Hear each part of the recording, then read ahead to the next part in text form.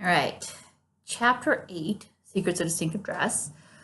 She actually starts delving into developing your own style, or at least mentions it. That's kind of what this whole project starts building up to. And she builds on the concepts and then says, hey, if you know how to sew, you can tailor make your own style.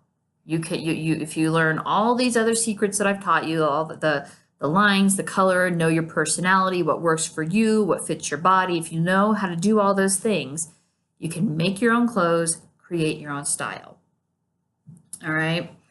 And that's very true. All right. She talks about studying what looks good, what looks bad, what works not just on you, but on people around you. This is kind of where we get into the oh so judgy red carpet walks. We're like, oh, this person looks fabulous. Oh, that person looks like a dump truck. To a degree, some of that's opinion, but on the other hand, there's thought that goes into that. All right, do those lines work for you? And what do you feel comfortable in? What works for you? And again, if you know how to sew, you can tailor make your own style. Everything will fit you, and you will always look fabulous. All right. Now, understanding the history of Miss Mary Brooks Pickens, she was very involved with the development of like home economics programs back in the early 20th century. So 19 teens, 1920s, that is what she helped to do.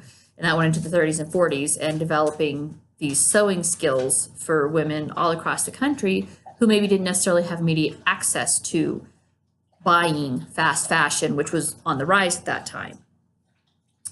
And tailoring are skills that are very much in use today. I mean, if you want to know why Hollywood stars always look so put together, it's because even things that are bought off the rack are then tailored to fit them specifically. And there's been several articles online. I think there was one from the UK not too long ago talking about exactly that, where even T-shirts will be purchased off the rack, put on the star, and then tailored in to fit them better. So that instead of just hanging like a T-shirt, it is more skin tight. Most people make the mistake of buying a too small shirt and wearing the too small shirt. Well, then that rides up in weird places. Whereas if you buy a larger shirt, tailor it to fit you, then you have style. All right. And these are all things you learn by tailoring. It talks about how fabrics are designed to suit different styles with different materials. That's all true. She goes back to confidence. Have confidence in yourself. Have confidence in what you're wearing. Learning to sew, you'll build confidence in your skills, and that's that's something to be proud of. That's not a skill that everybody has. So if it's something that you know how to do, and it's what's the old saying, as Confucius says, a journey of 1,000 miles starts with a single step. Start with the basics, build up your skill set, and before you know it, you'll be tailor making your very own wardrobe, which is very cool. Let's see here. And she sort of touches on this. I'm not sure how prevalent it was back in the early part of the 20th century, but more and more these days you'll see it, like how haute couture contributes to fast fashion. The styles you see on the runway will trickle down into what is sold in Target and Walmart. And it might be something as simple as a color that suddenly becomes very popular. It might be a fit of jeans where, you could pay $300 for the name brand, Rock and Republic, Sevens jeans, whatever.